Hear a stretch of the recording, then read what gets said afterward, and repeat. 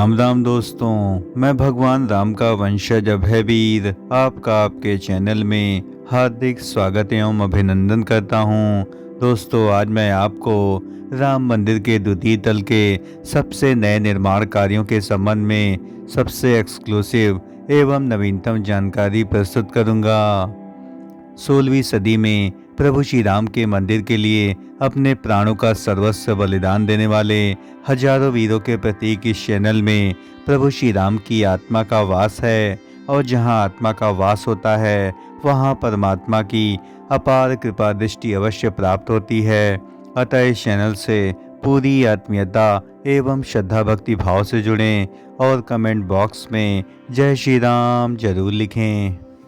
प्रभु श्री रामलला के मंदिर के प्राण प्रतिष्ठा कार्यों के 18 दिन बीतने के बाद अब राम मंदिर निर्माण कार्यों को पर्याप्त गति प्रदान की जा रही है, और अब 10 फरवरी से लेकर के लगभग 3 महीने की अवधि में युद्ध स्तर पर निर्माण कार्यों को संपन्न किया जाएगा। सामने आप देख सकते हैं कि यह राम मंदिर के द्वितीय तल के निर्माण कार्यों का सबसे नवीनतम वीडियो है, जो कि आपको कहीं भी अन्यत्र देखने को नहीं मिलेगा। और यहाँ आप सामने देख सकते हैं कि किस प्रकार से मंडपों के शिखरों को तेजी से निर्मित किया जा रहा है। और यहाँ आप सामने देख सकते हैं कि कीर्तन एवं प्रार्थना मंडप के शिखरों को अभी तेजी से बनाया जा रहा है, और इसमें अभी तक केवल आधे अधूरे ही निर्माण कार्य पूर्ण हो पाए हैं। और यहाँ पर कई लेयर्स में इसके शिखरों को बनाया जा रहा है। और आप सामने देख सकते हैं कि यह रंग मंडप का शिखर है, जो कि अभी तक पूर्ण नहीं हो सका है, और जल्द ही इसके निर्माण कार्यों को शीघ्रता से किया जाएगा, और इसमें ध्वज दंडों को लगाने की भी व्यवस्था की जाएगी। सामने दिख रहे परिदृश्य में आप देख सकते हैं कि जो रंग मंडप का शिखर है वह लगभग 60% के आसपास पूर्ण हो चुका है, और इसमें कई लेयर्स में कई आकृतियों को यहाँ निर्मित किया जाना है, और अभी तक इसके शिखर का निर्माण कार्य पूर्ण नहीं हो सका है। और उम्मीद है कि 10 फरवरी के बाद इसके निर्माण कार्यों को युद्ध स्तर पर किया जाएगा, और साथ ही कीर्तन एवं प्रार्थना मंडप के शिखरों को भी शीघ्रता से पूर्ण कर दिया जाएगा। और यहाँ आप देख सकते हैं कि किस प्रकार से क्रेनों के माध्यम से पत्थरों को राम जन्मभूमि परिसर से ऊपर की ओर लाया जा रहा है। और यहाँ पर मैपिंग प्रणाली को पर्याप्त महत्व प्रदान किया गया है, क्योंकि पत्थरों को सही स्थानों पर लगाना भी अत्यंत चुनौतीपूर्ण कार्य है। और राम जन्मभूमि परिसर में 4 से अधिक क्रेनों को राम मंदिर निर्माण कार्यों के लिए प्रयुक्त किया जा रहा है, और उम्मीद है कि 3 महीने की अवधि में इन सभी निर्माण कार्यों को पूर्ण कर लिया जाएगा। और आप देख सकते हैं कि किस प्रकार से पत्थरों को आपस में जोड़ने के लिए विभिन्न प्रकार के मसालों का इस्तेमाल किया जा रहा है।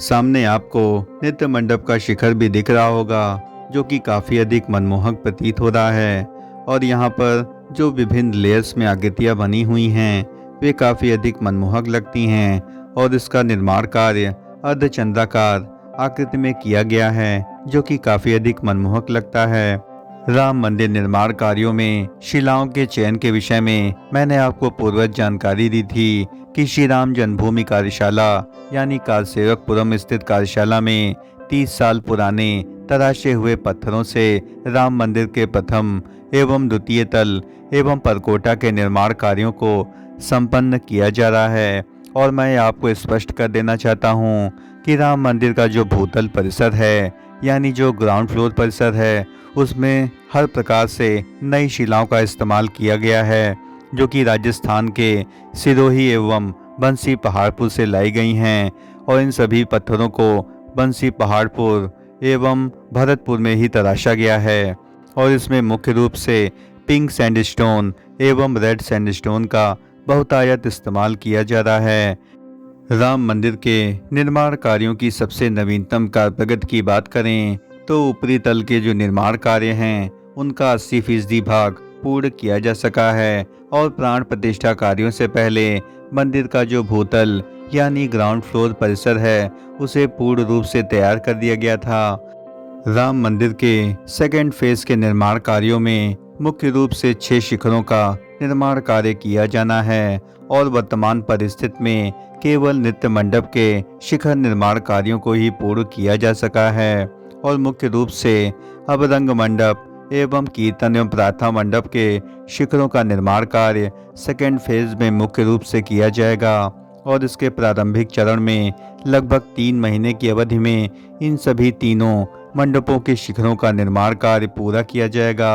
और जब इनका निर्माण कार्य पूर्ण हो जाएगा, इसके बाद ही गूढ़ी मंडप के शिखर का निर्माण कार्य आरंभ कर दिया जाएगा, क्योंकि गूढ़ी मंडप राम मंदिर का दूसरा सबसे बड़ा मंडप है और यह ऊंचाई में भूतल परिसर में जो सबसे ऊंचा मंडप यानी जो गर्भगृह का शिखर है वह इससे थोड़ा ही छोटा बनाया जा रहा है और यह काफ़ी अधिक विशालतम एवं भव्य आकार से निर्मित होगा। और इसके लिए एल&टी एवं ट्रस्ट ने एक विशेष कार्य योजना बनाई है।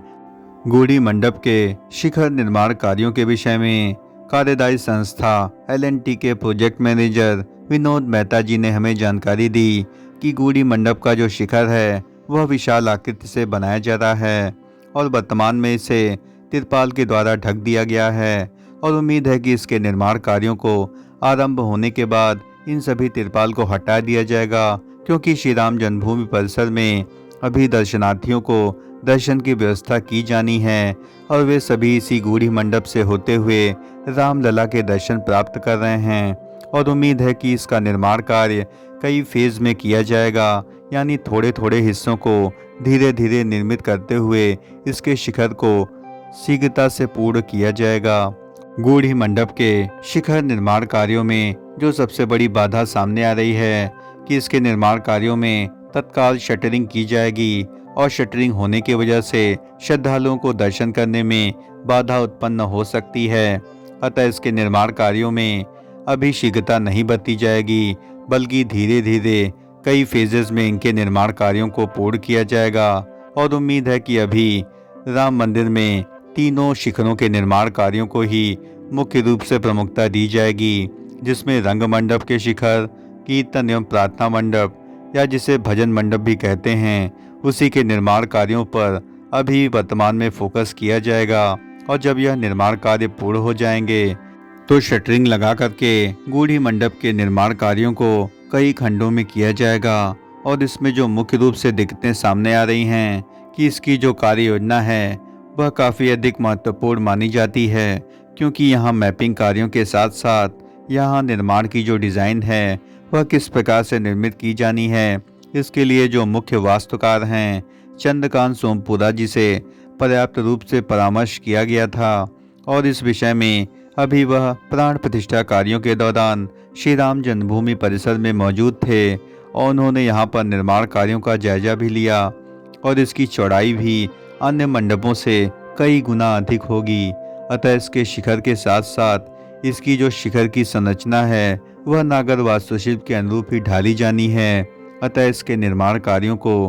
किया जाना भी एक चुनौतीपूर्ण कार्य बना हुआ है और दर्शनार्थियों को मेहनत करने के साथ साथ इसके निर्माण कार्यों को साथ में करना एक चुनौतीपूर्ण कार्य है।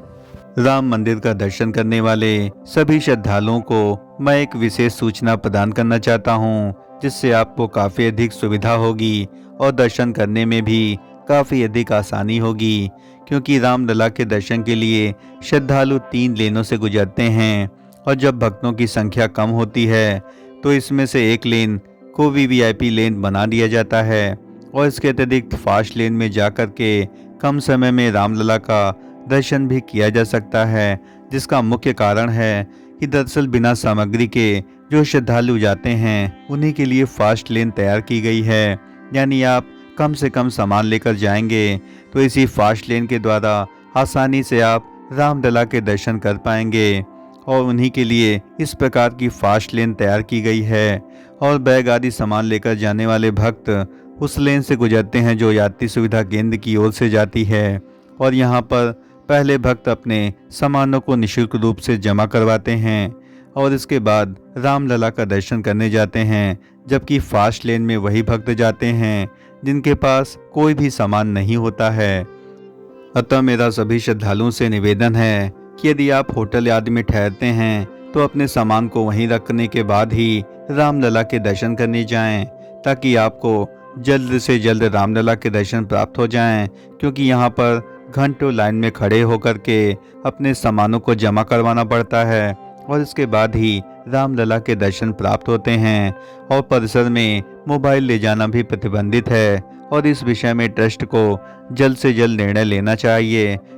दोस्तों, राम मंदिर के सेकेंड फेज के निर्माण कार्यों में द्वितीय तल के निर्माण कार्यों में होने वाली बड़ी प्रगति के संबंध में हमारे द्वारा दी गई जानकारी यदि आपको जरा भी पसंद आई हो तो इस चैनल का हृदय से समर्थन करें। इस चैनल को लाइक करें, शेयर करें एवं सब्सक्राइब करें और कमेंट बॉक्स में जय श्री राम जरूर लिखें। धन्यवाद। राम राम राम राम।